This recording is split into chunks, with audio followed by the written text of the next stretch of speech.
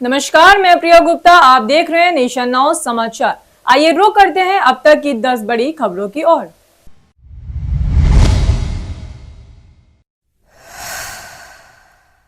मुख्यमंत्री योगी आदित्यनाथ के निर्देश पर यूपी सरकार के मुख्य सचिव मनोज कुमार सिंह ग्रेटर नोएडा पहुंचे। उन्होंने नोएडा इंटरनेशनल एयरपोर्ट जेवर का निरीक्षण किया। यमुना प्राधिकरण के अधिकारियों के साथ समीक्षा बैठक की।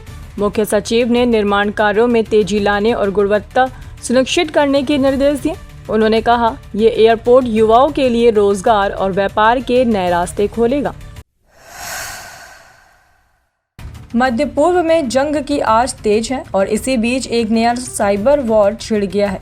ईरानी स्टेट टेलीविजन ने एक बड़ा दावा करते हुए अपने नागरिकों को सलाह दी है कि वह तुरंत अपने मोबाइल से व्हाट्सएप डिलीट कर दें। ईरान का आरोप है कि व्हाट्सएप ने यूजर्स का डेटा इकट्ठा कर इजराइल को भेजा है और उस डेटा का इस्तेमाल मोसाद जैसी खुफिया एजेंसी कर सकती है। हालांकि व्हाट्सएप इन आरोपों को बेबुनियाद बताया है। अपने आधिकारिक बयान में व्हाट्सएप ने कहा कि हम एंड टू एंड एन्क्रिप्शन का इस्तेमाल करते हैं, जिससे यूजर्स के मैसेज पूरी तरह सुरक्षित रहते हैं। हम किसी का लोकेशन ट्रैक नहीं करते और ना ही ये रिकॉर्ड रखते हैं कि कौन किससे मैसेज भेज रहा है।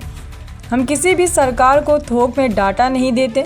लेकिन ईरान का शक यहीं खत्म नहीं होता। सरकारी चैनलों से लोगों को अगवा किया जा रहा है कि व्हाट्सएप का इस्तेमाल इस वक्त देश की सुरक्षा के लिए खतरा बन सकता है।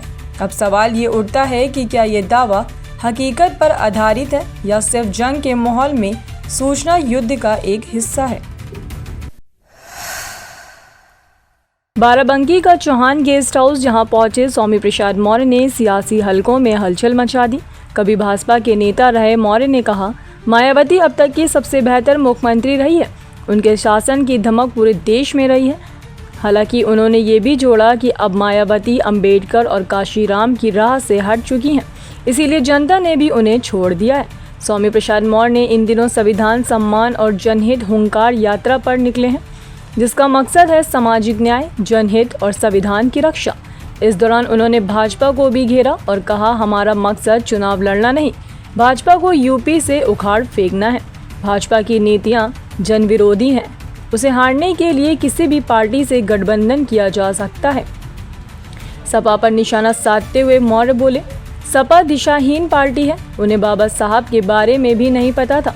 उन्होंने ये भी दोहराया कि पंचायत और विधानसभा चुनाव वह अकेले लड़ेंगे, लेकिन अगर भाजपा को हराने के लिए किसी से हाथ मिलाना पड़े तो पीछे नहीं हटेंगे। स्वामी प्रसाद मौर्य ने कहा, मैं पद का भूखा नहीं रहा, मंत्री पद छोड़ा, एमएलसी छोड़ा, अब वक्त है जनता के सामने जाकर सीधी लड़ाई लड़ने का। सपा में रहते हुए पार्टी ने कई सीटें जीती, अब जनता फैसला करेगी, मैं अकेले लड़ूं।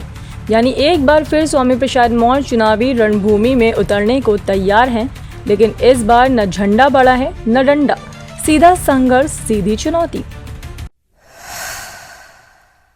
14 जून 2025 को डोंडीगल हैदराबाद स्थित वायुसेना एकेडमी में संयुक्त स्नातक परेड आयोजित की गई। इस गौरवशाली पल में 250 कैंडिडेट को फ्लाइंग ऑफिसर के रूप में शामिल किया गया। हापुड़ के सदरपुर गांव के ललित चौहान भी इस सूची में शामिल रहे। सूबेदार मेजर विनोद चौहान के पुत्र ललित की यह सफलता वर्षों की मेहनत और अनुशासन का नतीजा है।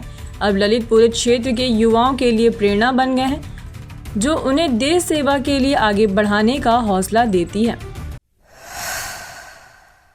सुल्तानपुर में बिजली कटौती और उमस भरी गर्मी ने आम लोगों की जिंदगी मुश्किल कर दी है। 14 घंटे की लोड शेडिंग से लोग परेशान हैं। इसी बीच विधायक विनोद सिंह ने विवादित बयान देकर माहौल और गर्म कर दिया। गर्मी सहना सीखिए, इस बयान पर समाजवादी पार्टी और आम आदमी पार्टी ने तीखा विरोध दर्ज करा है। बुधवार को दोनों दलों ने अलग अलग प्रदर्शन कर जनप्रतिनिधि और प्रशासन का घेराव किया और बिजली संकट को लेकर जमकर नारेबाजी की। जौनपुर के गढ़सेनी गांव में जमीनी विवाद में दबंगों ने वृद्ध कवलधारी सरोज की बेरहमी से हत्या कर दी। हमलावर मौके से फरार हो गए। मृतक ने पहले ही डीएम से सुरक्षा की गुहार लगाई थी, लेकिन पुलिस ने अनसुनी कर दी। अब परिजन पुलिस पर लापरवाही का आरोप लगा रहे हैं। विधुना कोतवाली क्षेत्र में टप्पेबाजों ने पुलिस को खुली चुनौती दे दी है। कुंदरकोट रोड, अचलदा रोड और भगत सिंह चौराहे पर 4 राहगीरों को बनाया गया निशाना। कहीं 25,000 उड़ाए गए तो कहीं कमरपेटी, मोबाइल और नकदी लेकर फरार हुए बदमाश। पुलिस जांच में जुटी है, लेकिन लोगों में डर और नाराजगी है। घटना फर्रुखाबाद जिले के मऊ दरवाजा थाना क्षेत्र की है, जहां खेत में बिजली का टूटा हुआ तार गिरा पड़ा था, जिसे लेकर न तो बिजली विभाग ने कोई चेतावनी दी और न ही फौरन कोई मरम्मत की व्यवस्था की गई। इसी दौरान वहां से गुजर रहा एक छात्र हादसे का शिकार हो गया। वह तार से चिपक गया और मौके पर ही उसकी दर्दनाक मौत हो गई। ग्रामीणों ने छात्र को तार से चिपका देखा तो चीख पुकार मच गई। सूचना मिलते ही परिजन दौड़े चले आए। घटना की जानकारी मिलते ही सीओ सिटी फोर्स के साथ मौके पर पहुंचे और मामले की जांच शुरू कर दी गई है। इस हादसे ने एक बार फिर बिजली विभाग की लापरवाही को सवालों के कटघरे में खड़ा कर दिया है। हमीरपुर के काशीराम कॉलोनी में उस वक्त हड़कंप मच गया जब एक 40 वर्षीय महिला ने अज्ञात कारणों के चलते फांसी लगा ली। परिजनों ने जैसे ही महिला को फांसी के फंदे से झूलता देखा, पूरे घर में कोहराम मच गया। उसे आनन फानन में जिला अस्पताल लाया गया, लेकिन तब तक देर हो चुकी थी। डॉक्टरों ने महिला को मृत घोषित कर दिया। इसके बाद परिजनों का गुस्सा फूट पड़ा। उन्होंने अस्पताल में जमकर हंगामा किया और मेडिकल स्टाफ पर लापरवाही के गंभीर आरोप लगाए। परिजनों का कहना है कि डॉक्टर समय रहते गंभीरता से इलाज करते तो महिला की जान बचाई जा सकती थी। फिलहाल मौके पर पहुंची पुलिस ने शव को कब्जे में लेकर पोस्टमार्टम के लिए भेज दिया है और मामले की जांच शुरू कर दी है। आपको बता दें कि हमीरपुर का यही जिला अस्पताल पहले भी कई बार लापरवाही और व्यवस्थाओं को लेकर सुर्खियों में रह चुका है। अब देखना होगा कि इस बार प्रशासन इस पर क्या एक्शन लेता है। हमीरपुर के मौदा कस्बे से एक बार फिर चर्चा में आया इंस्टाग्राम वीडियो, जिसमें गांजा को आर्थिक मदद भेजने का दावा किया गया है।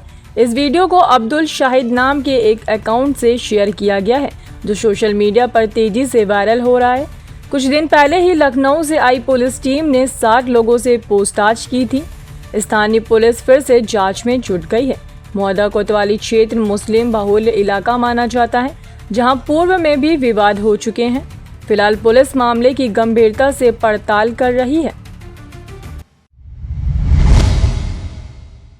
तो ये थी यूपी की वो 10 बड़ी खबरें जो आपके लिए जानना जरूरी था। अगर आपने अब तक चैनल को सब्सक्राइब नहीं किया तो अभी कर लीजिए, क्योंकि हम लाते हैं आपके लिए हर खबर की असली परतें, तेज, सटीक और बिना लगा लपेट की।